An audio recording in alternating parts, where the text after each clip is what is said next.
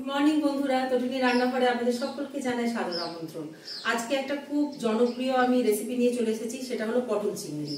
তো চলুন বন্ধুরা দেখে নিই পটল চিংড়িটা আমি কিভাবে রান্না করছি।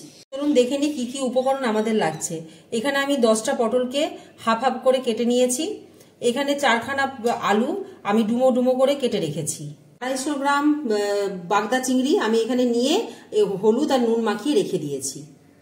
এখানে 3টে পেঁয়াজকে কুচিয়ে রেখেছি, 2টো টমেটো এখানে কুচিয়ে রেখেছি, 1.5 টেবিল চামচ রসুন আর আদার পেস্ট আমি এখানে রেখেছি, আর এখানে কিছু কুচনো ধনেপাতা, আর এখানে 4টে কাঁচা লঙ্কা কুচিয়ে রেখেছি। এখানে নিয়ে নিয়েছি 1 টেবিল চামচ নুন, হাফ টেবিল চামচ হলুদ গুঁড়ো, 1 টেবিল চামচ জিরে গুঁড়ো, হাফ টেবিল চামচ মাছের ঝোল মশলা, হাফ টেবিল চামচ লঙ্কা গুঁড়ো, হাফ টেবিল চামচ চিনি, আর এখানে 2টো তেজপাতা, একটা শুকনো লঙ্কা, একটু দারচিনি, 2টো লবঙ্গ আর একটা ছোট্ট এলাচ। এই দিয়ে আমি পুরো রান্নাটা করব।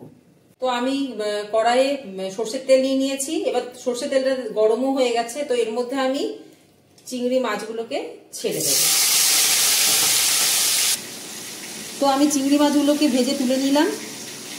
তো এরপরে আমি আগে পটলগুলো ভেজে নেব, তারপরে আমি আলুগুলোকে ভেজে যখন বাদামি বাদামি কালার হয়ে যাবে আলুগুলো, তখন সেগুলোকে তুলে নেব। পটলগুলো দিয়ে দিচ্ছি। আগে পটলগুলো ভেজে নিই ভালো করে, তারপরে আলুগুলো দেবো।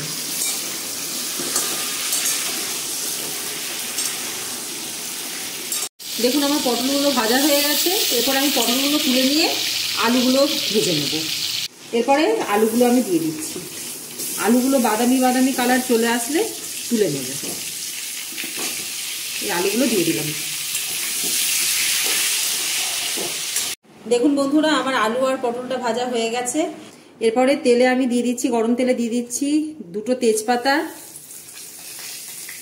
একটা শুকনো লঙ্কা,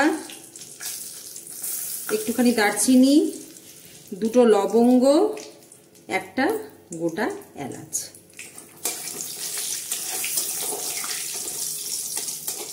এরপরে দিয়ে দেব কুচনো পেঁয়াজগুলো। কুচনো পেঁয়াজগুলো যখন একটু বাদামি বাদামি কালার হয়ে আসবে, তারপরে আমি এর মধ্যে দিয়ে দেবো সব এক এক করে মশলাগুলো। এরপরে এর মধ্যে দিয়ে দিচ্ছি নুন,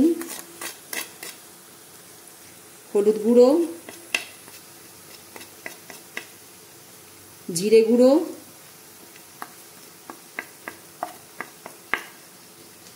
মাছের মশলা,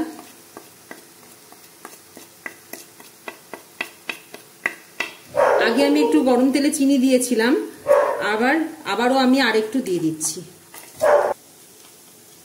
এরপরে দিয়ে দিচ্ছি আদা আর রসুন বাটাটা, ধনেপাতা কুচনো, টমেটো কুচনো,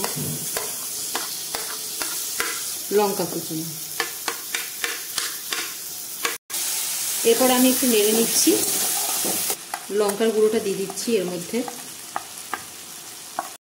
দেখুন বন্ধুরা, মশলা থেকে তেলটা ছেড়ে দিয়েছে, আর একটা অসম্ভব সুন্দর গন্ধও আসছে, আর দেখতেও খুব সুন্দর হয়েছে। এরপরে এর মধ্যে আমি ভেজে রাখা পটল আর আলুগুলো দিয়ে দেব।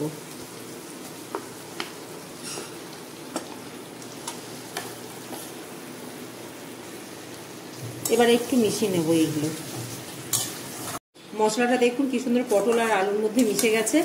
এরপরে আমি এর মধ্যে দিয়ে দেবো গরম জল, হালকা গরম জল আমি করে রেখেছিলাম, তো সেটা আমি এর মধ্যে ঢেলে দিচ্ছি। 1 গ্লাস মতো জল দিয়েছি আমি এটার মধ্যে। লো ফ্লেমে এটা আমি ঢাকা চাপা দিয়ে 10 মিনিট হতে দেব। দেখুন পটল আর আলুগুলো এখানে সেদ্ধ হয়ে গেছে ভালো মতো, এবং রান্নাটাও মোটামুটি রেডি হয়েই গেছে। এরপরে আমি ভাজা চিংড়ি মাছগুলো দিয়ে দিচ্ছি এর মধ্যে। এরপরে 5 মিনিট আমি জাস্ট এটা একটু করে নেব, তাহলেই আমার রেডি হয়ে যাবে পটল চিংড়ি। বন্ধুরা দেখুন রেডি হয়ে গেছে আমার পটল চিংড়ি। এই রেসিপিটা অবশ্যই আপনারা ঘরে ট্রাই করবেন। আর রেসিপিটা যদি আপনাদের ভালো লেগে থাকে তাহলে প্লিজ লাইক, কমেন্ট, শেয়ার আর সাবস্ক্রাইব অবশ্যই করবেন। ভালো থাকবেন, সুস্থ থাকবেন। ধন্যবাদ।